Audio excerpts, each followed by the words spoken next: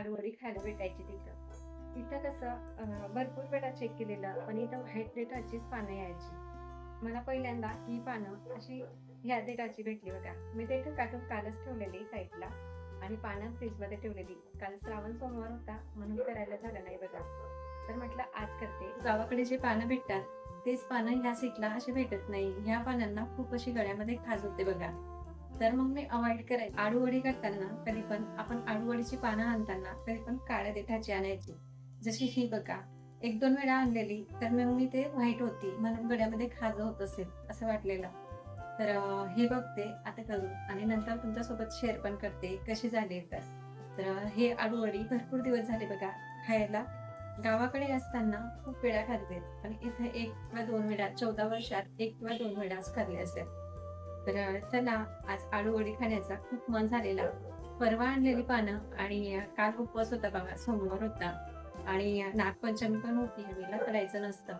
तर मग मी आळूवडी ही केली नव्हती. याला मसाल्याची आमटीमध्ये घालून छान असं चपाती सोबत भातासोबत आमच्या महाराष्ट्राच्या पद्धतीने आपल्या गावाच्या पद्धतीने मी तुमच्यासोबत ही रेसिपी शेअर करते बघा. तर तुम्ही कशा पद्धतीने बनवता ते मला सांगा. मैत्रिणींनो, अजून एक गोष्ट तुमच्यासोबत शेअर करते. हे मी चॉपिंग बोर्ड कॅन्टीनमधनं घेतलेले.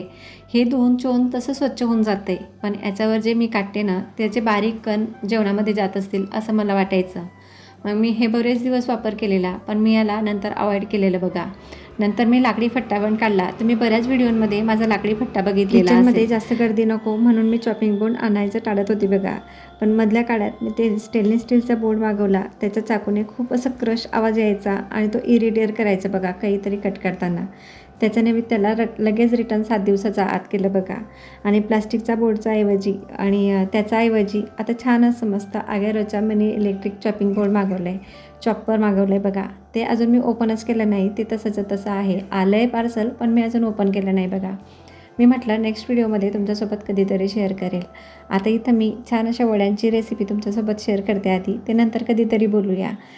आता इथं मी 1 वाटी मोठी छान अशी डाळीचं पीठ घेतलं आहे. आता यामध्ये घालूया चवीनुसार मीठ, अर्धा चम्मच हळद, थोडेसे जिरे, बस एवढंच घालायचं आहे. आणि 1.5 चम्मच तीळ घातले बघा. आणि घरगुती मसाले घालायचे. आता एक महत्त्वाची टीप बघा, याच्यात आपण जेव्हा चिंच आणि गुळाचं पाणी घालतो ना तेव्हा त्या आळूवडीला असं खाताना कशात खवखव होत नाही बघा. त्याच्याने हे महत्त्वाचं आहे. जेव्हा आपण आळूवडी करतो तेव्हा चिंचेचं आणि गुळाचं पाणी घालायचं. याच्यात आता मी थोडं अर्धा वाटी हे खोबऱ्याचं किसन घातलं आहे. खोबरं ओलं राहिलं तर एकदम छान. माझ्याकडे नव्हतं म्हणून मी सुकंच खोबरं खिसून घातलं आहे बघा. आणि चवीपुरतं मीठ.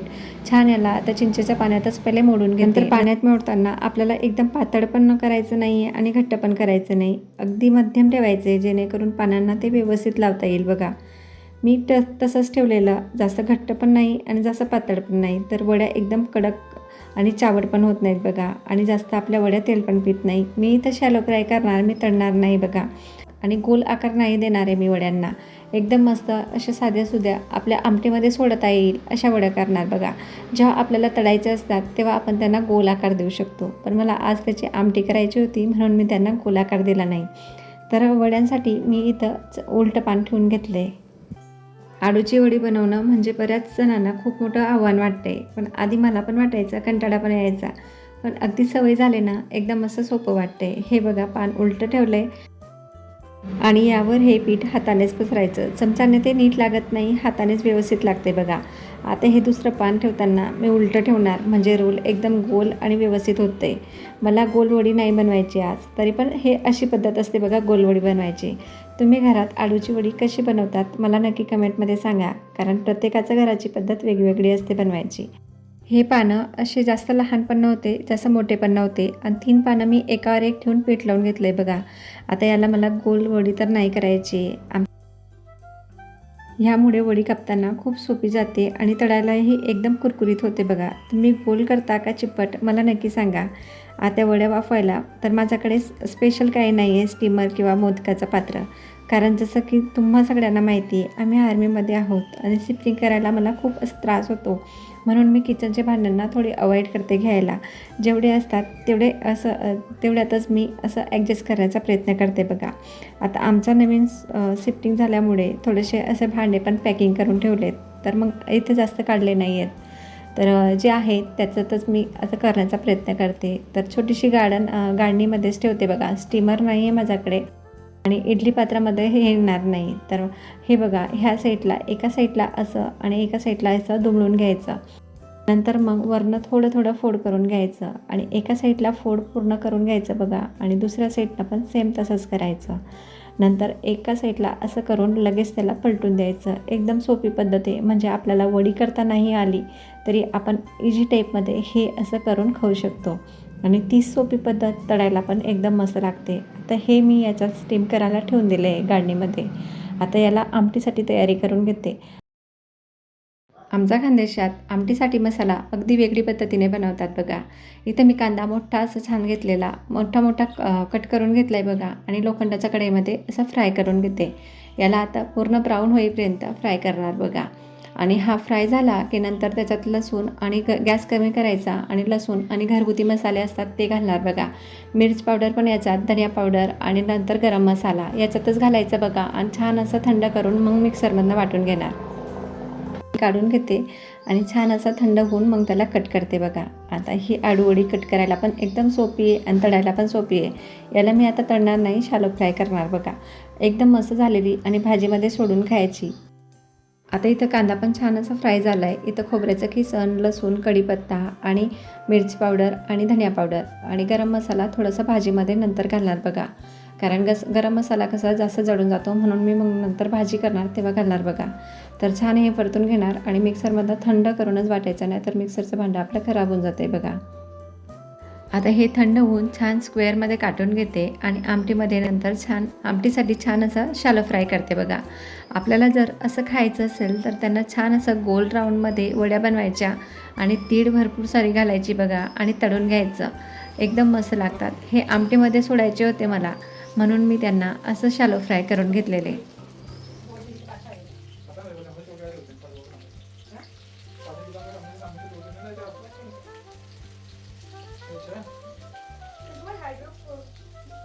आता इकडे खुशी पण ट्युशनमधून आलेली आणि छान अशी मस्ती पण चालू होती त्यांची. थोडीशी मस्ती ह्या टायमालाच करतात ते. नंतर मग जेवण करून अभ्यासाला बसून जातात बघा. आता इथं आडूवडी पण छान अशी फ्राय झाली बघा आणि इथं तेल पण नाही पकडलं आहे तिने आणि जास्त तेल पण नाही लागलं आहे. आता ही काढून घेते. अशी सुकी पण छान लागते आणि भाजीमध्ये टाकून पण छान लागते बघा. तर सुकी खायची असेल तर वरनं तीळ टाकायची आणि गोल कट करायचे, गोल आडूवडी बनवायची बघा. आणि भाजीमध्ये करायची असेल तर ही अशी केली तर एकदम मस्त दिसते. आता इथं आमटीसाठी छान असं तेलामध्ये मसाला फ्राय करून घेते, तेल सुटेपर्यंत. असं तेल सुटलं की मग थोडंसं पाणी ओतायचं बघा. आणि आपल्याकडे कधी अचानक गेस्ट आला तर आपल्याला भाजी वाढवायची असेल तर आपण याच्यात थोडंसं डाळीचं पीठ टाकलं तरी चालते. आणि ह्या आमटीला अजून टेस्ट यायला पाहिजे म्हणून आपण कांदा वगैरे भाजतो तेव्हा डाळीचे दाणे घेतले बघा, चण्याच्या डाळीचे तरी चालतात. त्यामुळे काय होतं आहे, भाजीला एकदम मस्त छान अशी चवदार भाजी बनते बघा.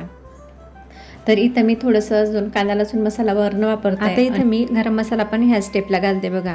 गरम मसाला कोणी कांदा भाजतात, मिरची पावडर आणि गरम मसाला, धनिया पावडर त्याच टायमाला घालून देतात. पण कांदा मसाला आणि मिरची पावडर पण कधीतरी मी तेलामध्येच फ्राय करून घेते. त्याच्याने काय होतं आहे, भाजीला छान असं तरी पण येते बघा. आता इथं आपल्याला आमटी जशी पातळ घट्ट लागते तसं पाणी घालायचं बघा. आणि आमटीमध्ये पाणी घालताना कधी पण गरम घालायचं म्हणजे भाजीला छान अशी तरी येते. आणि नंतर नमक घालायचं बघा. छान भाजी बनते. तुमच्या पद्धत कशी आहे करायची ते मला नक्की कमेंटमध्ये सांगा. मैत्रिणींनो, अनेकदा लोक म्हणतात की मिलिटरीवाल्याच्या बायका खूप कंजूस असतात, पण हा कंजूसपणा स्वतःसाठी नसतो तर तो आपल्या कुटुंबासाठी असतो. आम्ही स्वतःपेक्षा आधी दुसऱ्याचा विचार करतो. मी सुद्धा अगदी तशीच. स्वतःसाठी काय आवडते काय नाही याच्याशी काही देणं घेणं नसते, पण माझ्या मुलांच्या जिभेला काय चव आवडते, त्यांना काय खायचं आहे हे मी नेहमी पाहत असते. नॉर्मल भाजीपाला आणायला गेली तरी त्यांचाच आवडीचे पदार्थ मी घरात आणत असते, भाजी त्यांच्या आवडीची आणत असते बघा. मला नक्की कमेंट करून सांगत जावा की तुमचंही असंच होतं आहे का. आपल्या मनातील गोष्टी जेव्हा आपण बोलून दाखवतो ना तेव्हा मन कुठं हलकं होतं आहे बघा. खरं सांगू तर भरपूर दिवस झाले मला लोकांसमोर असं बोलायला, कॅमेरासमोर अजिबात हिंमत होत नव्हती बघा. खूप भीती वाटायची. पण जेव्हापासून मी हे व्हिडिओ बनवायला लागले आणि सुरू केले चॅनल तेव्हापासून मी हळूहळू बोलण्याची कोशिश करते. व्हिडिओ पाहताना मला स्वतःलाच समजतं आहे की मी कुठं चुकते आणि कुठं सुधारणा करायला पाहिजे. प्रत्येक गोष्टी पॉझिटिव्ह करते बघा. आता स्वतःवर एक वेगळाच कॉन्फिडन्स आला आहे. हा प्रवास मला तुमच्या पाठिंब्याशिवाय शक्य नाही आहे. तर माझा हा छोटासा प्रयत्न, आजची रेसिपी, माझ्या मनातील गोष्टी तुम्हाला कशा वाटल्या मला नक्की कमेंटमध्ये सांगा. तुमचा हा एक शब्द माझ्यासाठी खूप महत्त्वाचा आहे. तर भेटूया नेक्स्ट व्हिडिओमध्ये. कमेंट करायला विसरू नका. तोपर्यंत स्वतःची काळजी घ्या, आनंदी राहा. बाय. श्री स्वामी समर्थ सगळ्यांना.